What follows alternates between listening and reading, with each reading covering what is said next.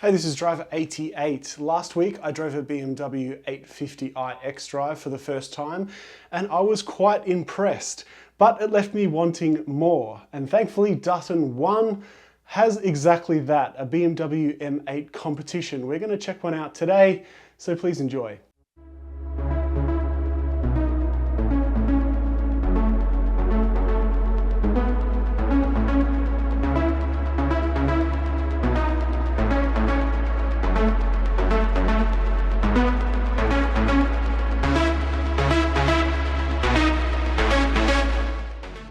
Welcome to the interior of the 21 BMW M8 Competition. We have a mixture of very nice materials to touch and feel inside here. We've got the two-tone leather with the red leather seats, which provide, as you can see, a fair amount of side bolstering.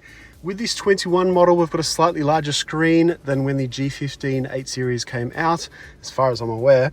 We've got two ports here, one Type-C, a huge center console to fit all your things.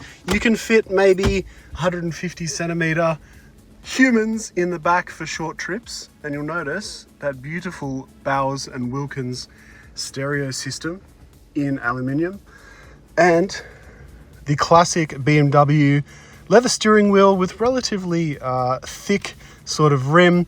I don't mind it though. The paddles, again, maybe they could feel a little bit more premium, but everything else in here is just gorgeous. Your center screen, very, very easy to see. We've got a heads-up display, and I think it's time to take this thing for a drive.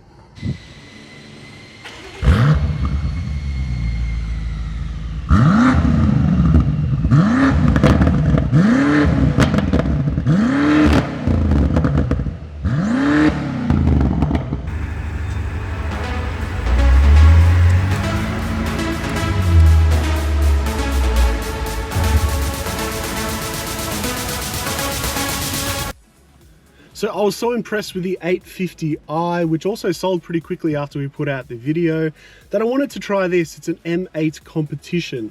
Now, this car doesn't really have too much competition itself anymore. I don't think the S63 Coupe is available anymore for sale.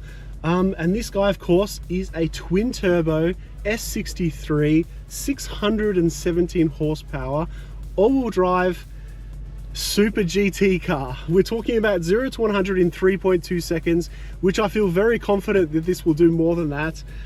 We've got 20-inch wheels all around, 275s up front, heaps of grip, but I can't show you now, but on the Bolivian roads that I've driven this on earlier today, I can tell you that this will let loose through the corners anytime you wish, really, if you have everything in Sport Plus mode, because there's a ton of torque, 750 Newton meters at just 1800 RPM.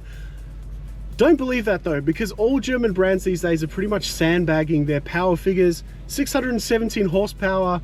As far as I can tell, these S63s are making more like 660 horsepower. And given that with me in the car, this is almost 2 tons worth, it feels all of 660 horsepower. Mates it, of course, to the 8-speed ZF, the venerable one that's in almost all BMWs and does a great job. Yeah, I'm keen to take it for more of a drive.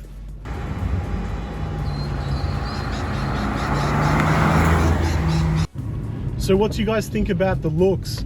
Personally, I'm quite taken by this car. It's got the frosted white or satin white paint, which may be something you may want to put PPF over to protect it, but I'm really taken by the looks of this car. I think it looks way better than the M4 Competition for obvious reasons, mainly the face, of course, but the rear of the car and the side profile is really quite tasteful. And I'm not even a big BMW guy. I just think that they're doing the right thing these days over the last maybe 3 to 4 years. Many of you will probably disagree, especially with the new M2 and M4 looks. But yeah, this thing I think is probably the best looking car out of those three. Okay, what if we were to just put our foot down a little bit?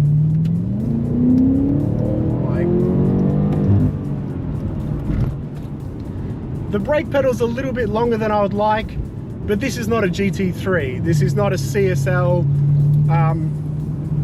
But the brakes on the thing are huge, but we're still looking at 2 tons with my fat ass in this car. So I don't want to be hot on them too much. So I was a big fan about how comfortable the 850i was. This is no different. So when you've got the car in your comfort settings, super smooth. The refinement of the V8 is great just around town, and that combines well with the smoothness of the ZF for cruising around. It's not too harsh, even though this is a super GT car, so to speak. One thing I don't like about the interior is this steering wheel. It's a little bit too fat, and I know lots of people already say that about BMWs, and the paddles. Everything else is fantastic though. These seats, they're just a great mix of support and comfort, and visibility is great in here. We've got heated and cooled seats. We've got a great sound system. If you want this to be a daily driver that also can be an Autobahn stormer, it fits both worlds. I've really been quite impressed. I recently drove an AMG GTS, and I know that they're kind of different cars or different segments, but this just feels leagues ahead in terms of refinement.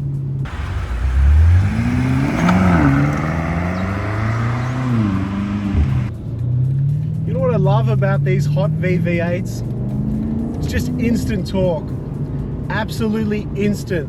All the big 3 Germans have 4-litre, 4.4-litre hot V twin turbo V8s now, and having been around a lot of those 3 different engines lately, I think this one sounds the best. It sounds the best because it's probably the quietest. It sounds more real than the AMG one, which is making all these pops and bangs and stuff. I want that kind of, you know, that guttural V8 noise, that nice purring sound, rather than all these fart noises instead. This car, I tell you, if you've never driven one of these before, you will be shocked by the performance. All right, the only gripe I have with this car, once you start to push it performance-wise, is the gearbox. It's not slow, it's just ZF. Like, if you're really pushing it, the gear changes aren't as satisfying as a dual clutch in a supercar, say. It does the job incredibly well when you're around town and when you're at high speeds, but when you say, you're not going to get that sort of crazy shifts in a Ferrari or a McLaren or a Porsche. But we're not paying those prices, especially not in a used example. But that's about my only gripe from a performance standpoint.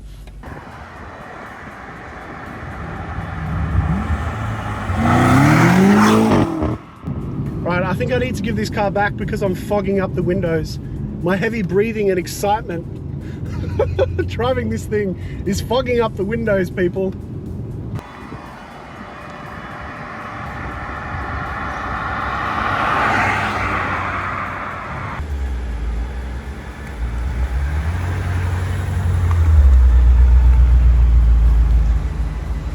So let's get to the important figure, and that of course is the price. With this car, it's a 2021 model with just under 30,000 kilometers, and it's $250,000 Australian on-road taxes paid.